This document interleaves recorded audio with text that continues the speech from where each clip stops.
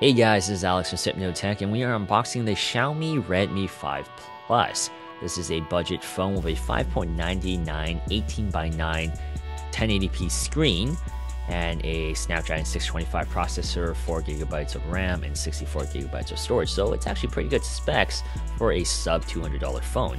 We actually got this at the Xiaomi store, so there's no tax in Hong Kong. So it's great, $194 flat. It's a really cheap phone. Has a 4,000 milliamp hour battery as well. Let's actually open this up, see what's inside. It does come with a gel case, a clear gel case. Xiaomi does sell some unique cases at their store, some pretty good cases actually.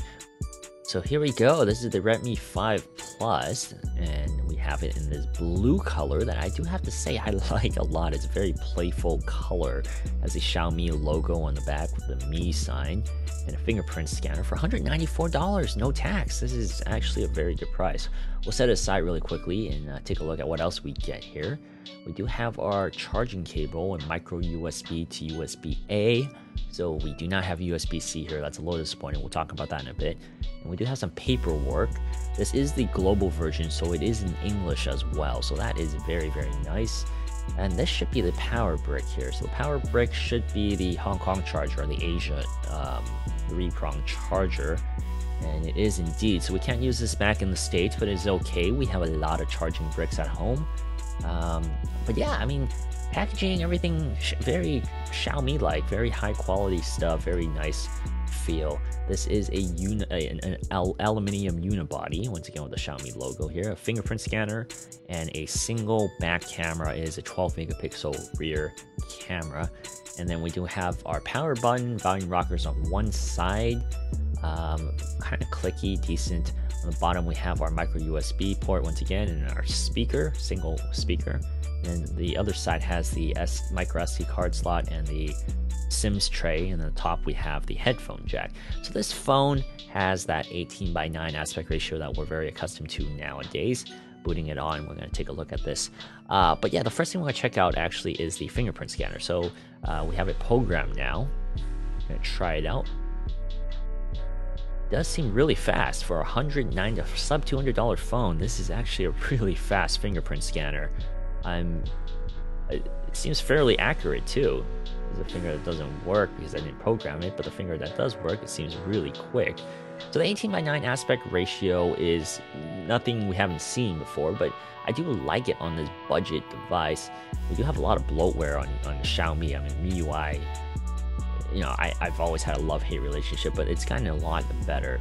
I have said recently that MIUI has come a long way. I have liked MIUI a lot more recently, and of course, since this is the global version, we do have the gaps in the Google Play Store there, so we don't have to go through the headache of installing it. And I do like the overall MIUI experience as of the recent versions, and the drop down, the quick settings, everything seems a lot more user-friendly than prior. Taking a look at the camera, I'm really excited to review this in the full review, so be sure to come back for that. But so far, I think the camera looks pretty promising. I did try it out a little bit earlier, but I think the really important thing now is MIUI and Xiaomi has allowed you to do a lot more things that I didn't do in the past. Like you can delete a lot of the default apps. MIUI forms, which I'll never use, you can uninstall it. You can clear up your phone and make it the way you like it. In the past, MIUI didn't really let you do that too much. But the major disappointment, of course, is the micro USB. I said this about the Honor 7X as well. All the devices nowadays are USB-C, so it's a little disappointing that it's micro USB, but I guess it's a budget compromise. But the aluminium unibody really feels nice in the hand. It does give that a little bit of a premium quality. It definitely isn't the highest end phone, you can tell, but I do like the feel of this phone a lot. And we're going to let us try out a video really quick. Let's pull up YouTube so we can take a look at the colors on this 18:9 screen. Where's YouTube? Let's pull it up. There we go. But yeah, I'm really excited to try this phone out because this $200 range, there's a lot of competition now with the Honor 7X, and of course this phone and the blue Vivo X or 10, whatever they want to call it.